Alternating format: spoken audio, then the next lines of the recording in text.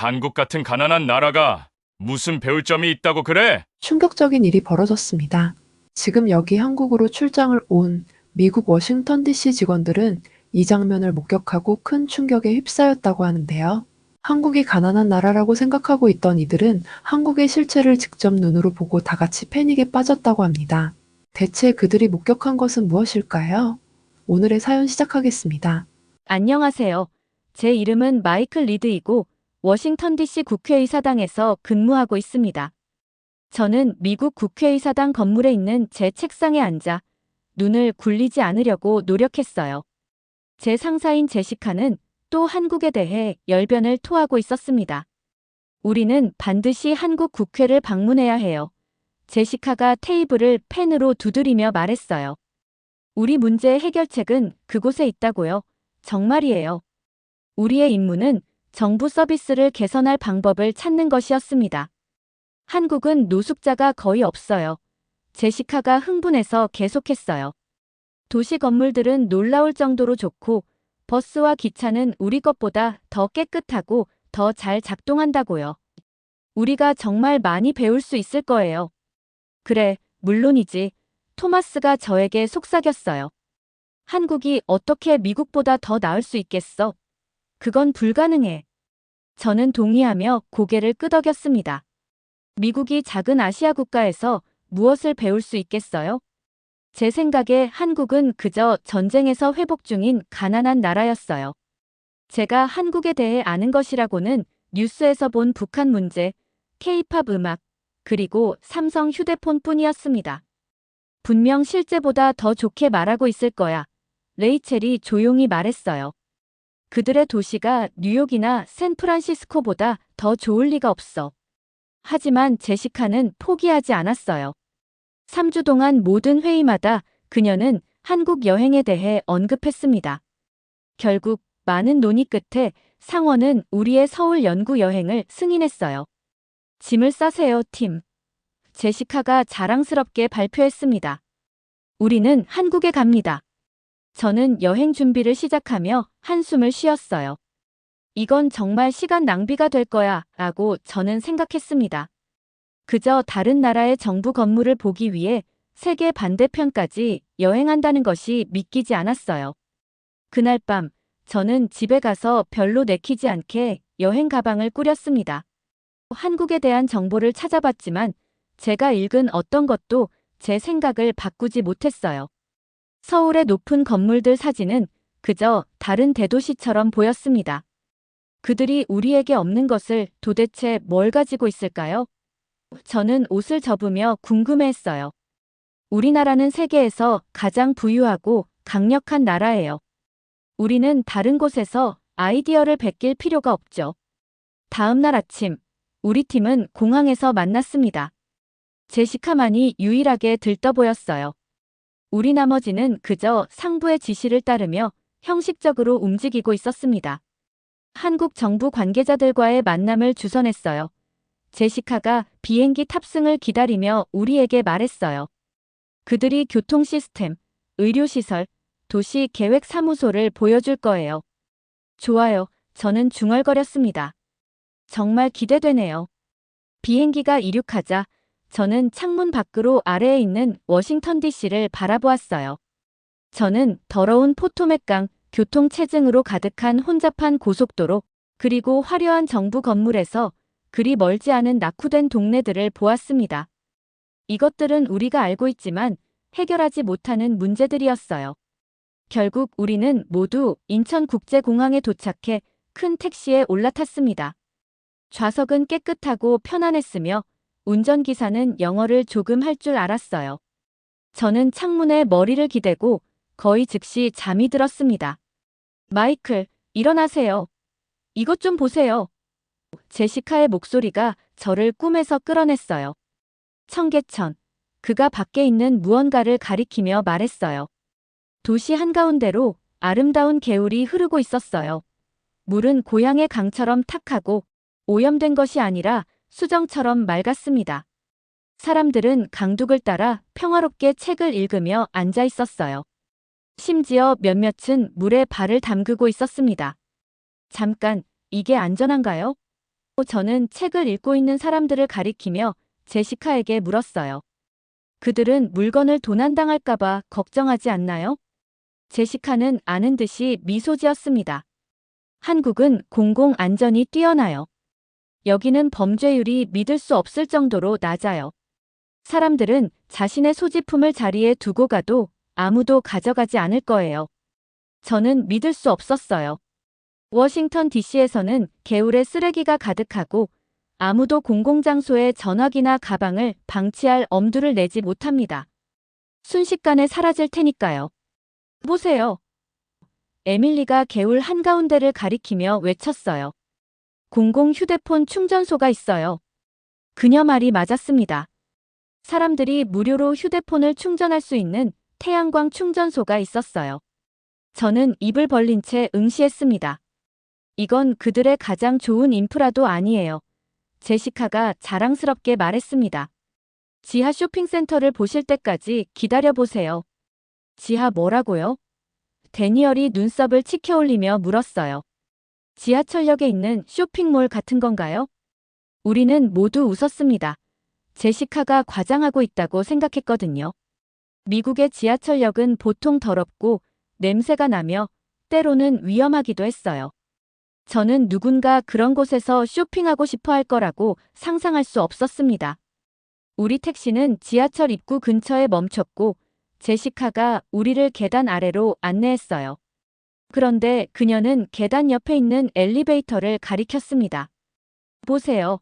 장애가 있는 사람들이나 무거운 짐을 든 사람들을 위한 엘리베이터가 있어요. 그리고 에어컨도 있네요. 토마스가 우리가 안으로 들어서자 알아챘어요. 더운 여름날 후에 시원한 공기가 정말 좋았습니다. 한국인들은 이런 것들을 당연하게 여겨요. 제시카가 설명했습니다. 그들의 도시 계획은 우리보다 적어도 100년은 앞서 있어요. 엘리베이터 문이 열렸을 때 저는 턱이 떨어졌어요. 지하 공간은 수백 명의 사람들이 상점을 둘러보고 있는 밝고 깨끗한 쇼핑센터였습니다. 은행, 편의점, 그리고 깨끗한 공중 화장실이 있었어요. 경찰관들은 다 어디 있죠? 레이첼이 주변을 둘러보며 물었습니다. 많이 필요하지 않아요. 제시카가 답했어요. 한국인들은 강한 시민 의식을 가지고 있어요. 그들은 공공공간과 서로를 존중해요. 저는 투명한 유리벽으로 걸어가서 우리가 도착하는 지하철을 볼 수 있다는 것을 깨달았습니다. 플랫폼은 한국어와 영어로 된 명확한 표지판과 함께 깨끗했어요. 디지털 보드는 각 열차가 정확히 몇 분 후에 도착할지 보여주고 있었습니다. 이건 불가능해요. 저는 고개를 저으며 말했습니다. 어떻게 모든 것이 이렇게 완벽할 수 있죠? 한 노인 한국 여성이 지나가며 저에게 미소 지었어요. 그녀는 무거운 쇼핑백을 들고 있어서 저는 본능적으로 도움을 제안했습니다. 그녀는 약간 허리를 숙이고 한국어로 감사를 표했어요. 여기 사람들도 정중하군요. 저는 제시카에게 말했습니다. 네, 노인 공경은 한국 문화에서 매우 중요해요. 그녀가 설명했어요. 그녀가 어떻게 허리를 숙였는지 보셨나요? 그건 존경의 표시예요. 우리가 계속 지하 쇼핑몰을 탐험하면서 저는 이상하게 불편함을 느꼈습니다. 무언가가 잘못되었기 때문이 아니라 모든 것이 너무 완벽했기 때문이었어요. 그것은 저에게 우리가 왜 고향에서 이런 좋은 것들을 가질 수 없는지 의문을 품게 했습니다. 저는 이해가 안 돼요. 저는 조용히 제시카에게 고백했어요. 왜 저는 이런 것들에 대해 한 번도 듣지 못했을까요? 왜 미국인들은 한국이 얼마나 발전했는지 모르는 걸까요? 제시카는 제 어깨를 토닥였습니다. 대부분의 미국인들은 여전히 한국을 한국전쟁 이후의 모습 가난하고 발전하지 못한 나라로 생각해요. 하지만 단 60년 만에 그들은 세계에서 가장 현대적인 국가 중 하나를 건설했어요. 아무것도 없는 상태에서 시작해서 이 모든 것을 만들어냈죠. 저는 깨끗한 바닥, 정돈된 상점들, 그리고 일상을 즐기며 다니는 행복한 사람들을 둘러보았습니다. 처음으로 저는 놀라움과 슬픔이 이상하게 섞인 감정을 느꼈어요. 아마도 미국이 모든 면에서 최고는 아닐지도 모릅니다. 우리는 배울 것이 많을지도 모르겠어요. 제 마음을 조금 더 열어야 할 것 같아요. 저는 제시카보다는 제 자신에게 말했습니다. 그녀는 미소 지었어요. 그래서 우리가 여기 온 거예요, 마이클.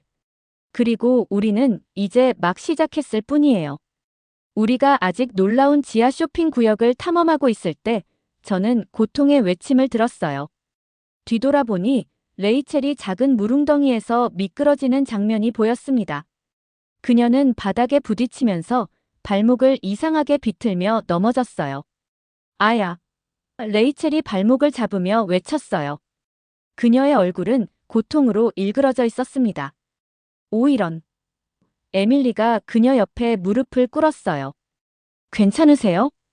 어떻게 해야 할까요? 데니얼이 걱정스러운 표정으로 물었어요.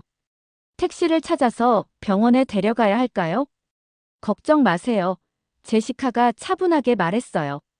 지하철역 바로 여기에 병원이 있어요.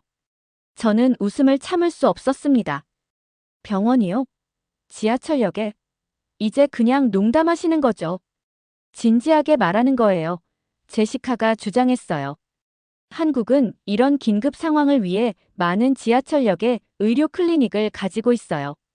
저는 토마스와 의심스러운 시선을 교환했습니다.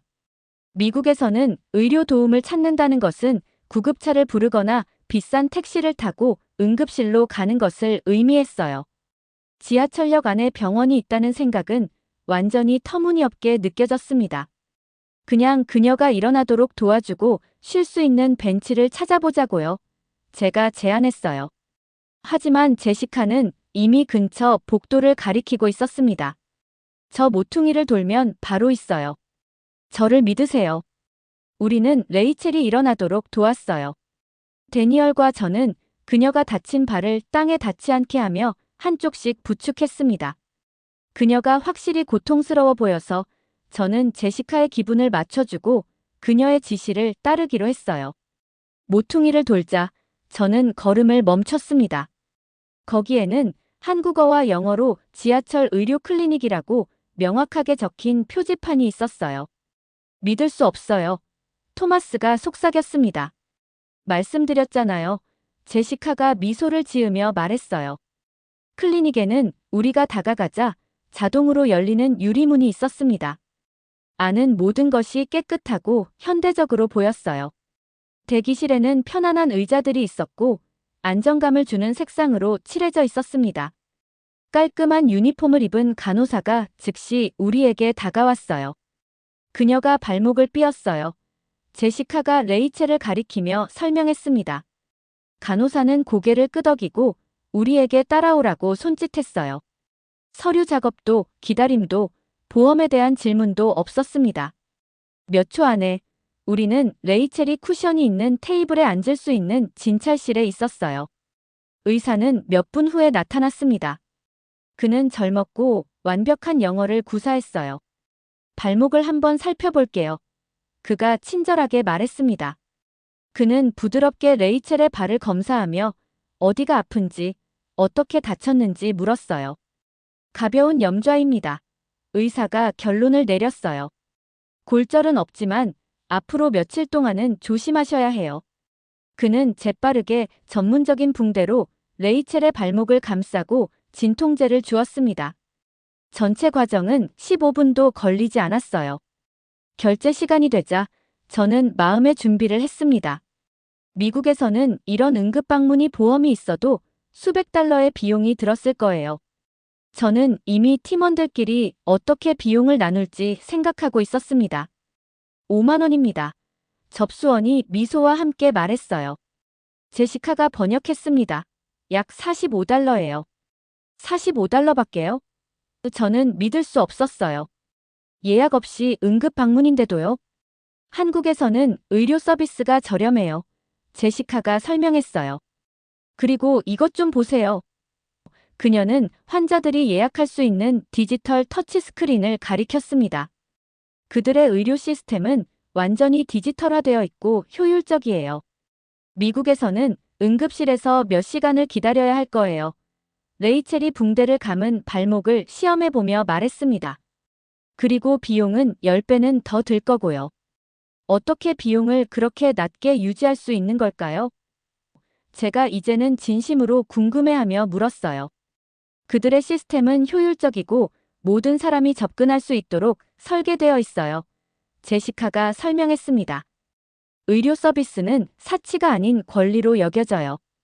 클리닉을 나올 때 레이첼은 이미 더 잘 걷고 있었어요. 의사는 그녀에게 앞으로 하루나 이틀 동안 사용할 작은 지팡이를 주었습니다. 의심해서 죄송해요. 저는 제시카에게 고백했어요. 이건 제가 예상했던 것과는 전혀 달라요. 놀라는 것은 괜찮아요. 제시카가 말했습니다. 대부분의 미국인들은 한국이 이런 분야에서 얼마나 발전했는지 전혀 모르거든요. 우리는 투어를 계속했지만 이제 저는 모든 것을 새로운 눈으로 보고 있었어요. 우리가 지나가는 각 상점, 우리가 읽는 각 표지판, 우리가 관찰하는 각 사람. 또 제가 어떤 점에서 잘못 알고 있었을까요? 저는 혼자 궁금했어요. 제 마음은 질문으로 가득 차 있었습니다. 한국이 의료와 대중교통 같은 문제를 해결했다면 미국이 배울 수 있는 다른 해결책은 무엇이 있을까요? 도착 이후 처음으로 저는 정말로 여기 있는 것이 신이 났어요. 저는 더 많이 보고, 더 많이 배우고, 제가 세상에 대해 알고 있다고 생각했던 모든 것에 도전하는 이 매혹적인 나라에 대해 더 많이 이해하고 싶었습니다. 저녁이 되자 우리는 모두 서울을 둘러보느라 지쳐 있었어요.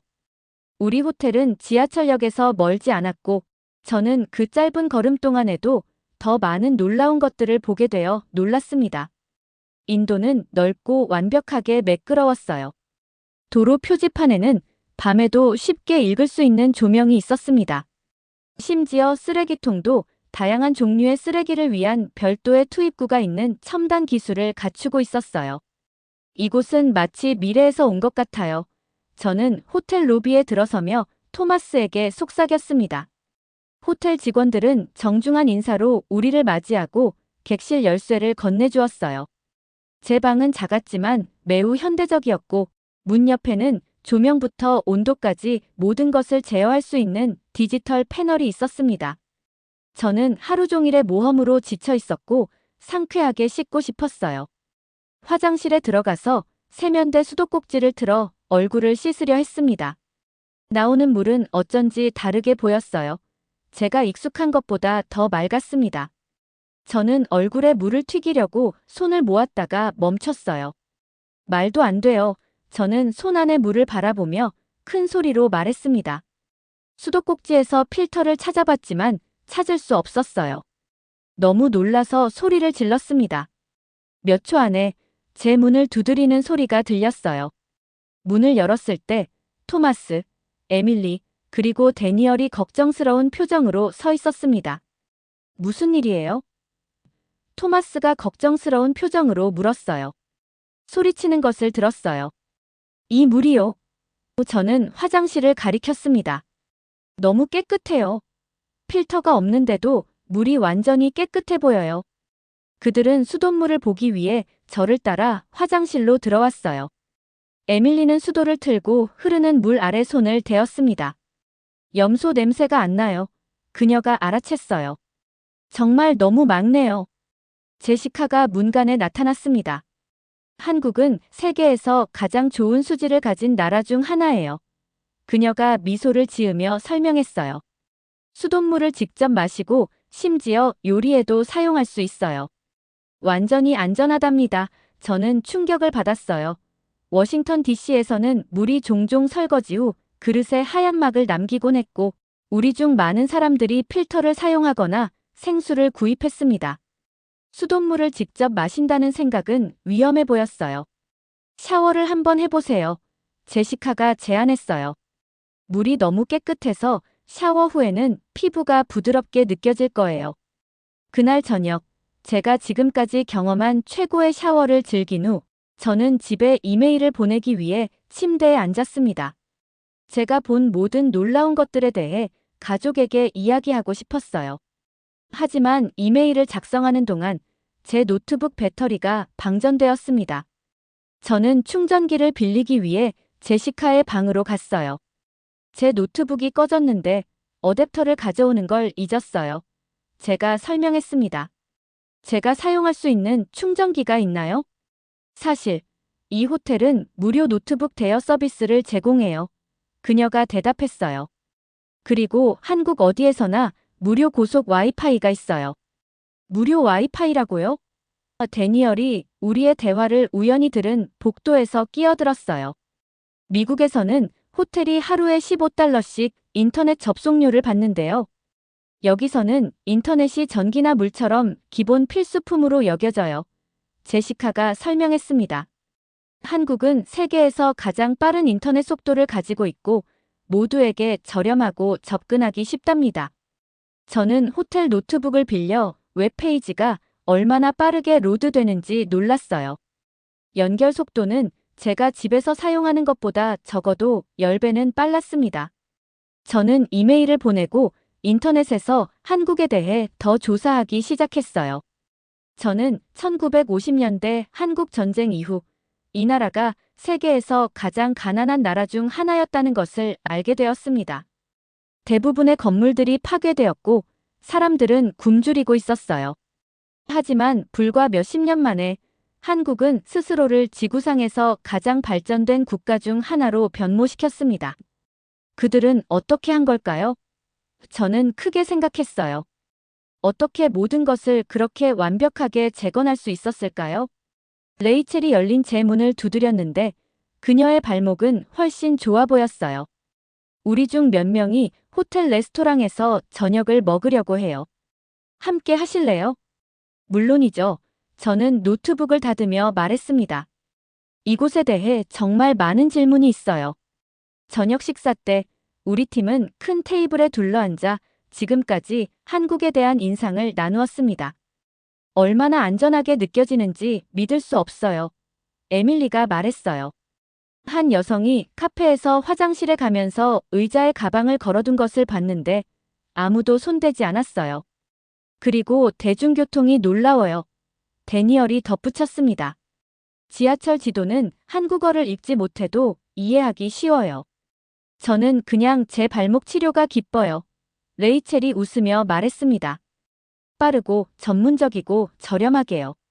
미국의 병원들도 이렇게 운영되면 좋겠어요. 저는 동의하며 고개를 끄덕였습니다. 저는 계속 물과 인터넷에 대해 생각하고 있어요. 모든 사람에게 기본 서비스여야 할 이런 것들이 고향보다 여기서 훨씬 더 좋아요. 그게 제가 여러분 모두에게 계속 말하려고 했던 거예요. 제시카가 말했어요. 한국은 현대적인 시스템으로 재건했지만 미국은 구식 인프라에 갇혀 있어요. 그날 밤 침대에 누워 저는 제가 본 모든 것에 대해 생각을 멈출 수 없었습니다. 깨끗한 거리, 효율적인 대중교통, 저렴한 의료 서비스, 깨끗한 물, 그리고 번개처럼 빠른 인터넷. 한국은 제가 익숙한 것과 비교하면 꿈 같았어요. 어떻게 제가 이 나라에 대해 그렇게 잘못 알고 있었을까요? 저는 어둠 속에서 속삭였습니다. 세상에 대해 제가 또 무엇을 모르고 있을까요? 저는 내일 한국이 우리에게 어떤 다른 놀라운 것들을 보여줄지 궁금해하며 잠이 들었습니다. 우리 팀은 서울을 탐험하며 일주일을 보냈어요. 매일 제가 세상에 대해 알고 있다고 생각했던 것들에 도전하는 새로운 놀라움이 있었습니다. 우리는 한국 국회의사당, 정부 사무실, 그리고 공공시설들을 방문했어요. 어디를 가든 저는 모든 것이 얼마나 잘 작동하는지에 감명받았습니다. 이것 좀 보세요. 토마스가 어느 날 아침 저를 불렀어요. 우리는 도시의 번화한 지역에서 인도를 걷고 있었습니다. 인도가 따뜻하게 느껴져요. 제시카는 서울의 많은 인도 아래에 난방 시스템이 설치되어 있다고 설명했어요. 겨울에는 이 난방 인도가 눈을 자동으로 녹여서 사람들이 미끄러지거나 넘어지지 않도록 한다고 했습니다. 저는 이런 것을 전에 들어본 적이 없었어요. 그날 후반에 우리는 재활용센터를 방문했습니다. 한국에서는 사람들이 쓰레기를 여러 다른 범주로 분리했어요. 종이, 플라스틱, 금속, 음식물 쓰레기 등. 가이드는 그들이 쓰레기의 90% 이상을 재활용하여 매립지를 채우는 대신 새로운 제품으로 바꾼다고 말했습니다. 미국에서는 30%만 재활용해도 다행이죠. 저는 레이첼에게 속삭였어요. 다른 날, 우리는 쇼핑을 갔고, 저는 모든 사람들이 휴대폰으로 물건 값을 지불하는 것을 알아챘습니다. 현금도 신용카드도 없이 그저 스마트폰을 빠르게 탭하면 결제가 완료되었어요. 정말 편리해요. 에밀리가 10대가 휴대폰으로 자판기에서 음료를 사는 것을 보며 말했습니다. 왜 미국에서는 이런 게 어디에나 없는 걸까요? 한국이 최근에 많은 인프라를 재건했기 때문이에요. 제시카가 아름다운 공원을 걸으며 설명했어요. 한국 전쟁 이후 이 나라는 세계에서 가장 가난한 나라 중 하나였어요. 하지만 단 60년 만에 그들은 완전히 변화했습니다. 미국이 구식 인프라에 갇혀 있는 동안 그들은 처음부터 현대적인 시스템을 구축할 기회가 있었어요. 마지막 날, 우리는 한국 국회의사당에서 발표를 했습니다. 제 차례가 되었을 때 저는 제가 얼마나 열정적으로 느끼는지 스스로 놀랐어요. 저는 한국에서 배울 것이 없다고 생각하며 이곳에 왔습니다. 저는 청중들에게 고백했어요. 저는 완전히 틀렸어요. 여러분의 나라는 정부가 진정으로 시민들의 삶을 개선하는 곳에 초점을 맞출 때 무엇이 가능한지 보여주었습니다. 워싱턴 DC로 돌아가는 비행기에서 저는 평소와 달리 조용했어요. 토마스는 제가 아픈지 물었습니다. 아니요. 저는 아래 구름을 바라보며 말했어요. 그냥 우리가 한국에서 본 모든 것에 대해 생각하고 있어요. 단지 기술과 건물뿐만 아니라 얼마나 안전하게 느껴졌는지, 모든 것이 얼마나 깨끗했는지, 그리고 사람들이 서로와 공공공간을 어떻게 존중했는지에 대해서요.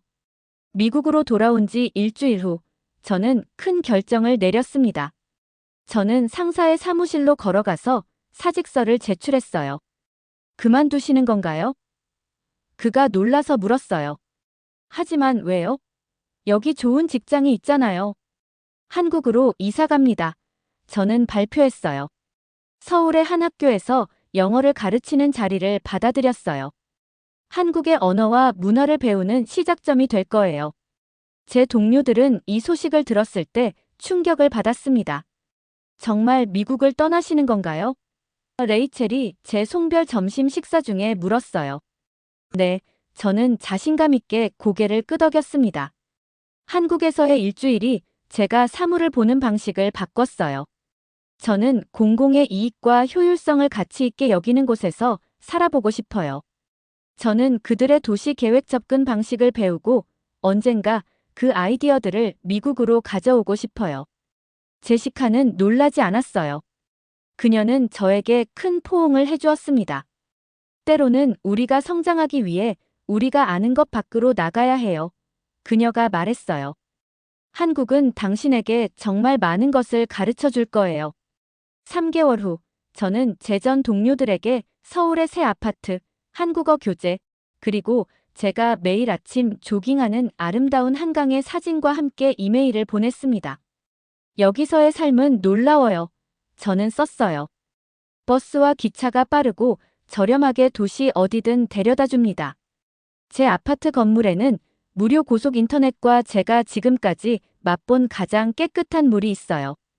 의료 서비스는 저렴하고 저는 낮이든 밤이든 언제든지 돌아다니는 것이 안전하다고 느껴요.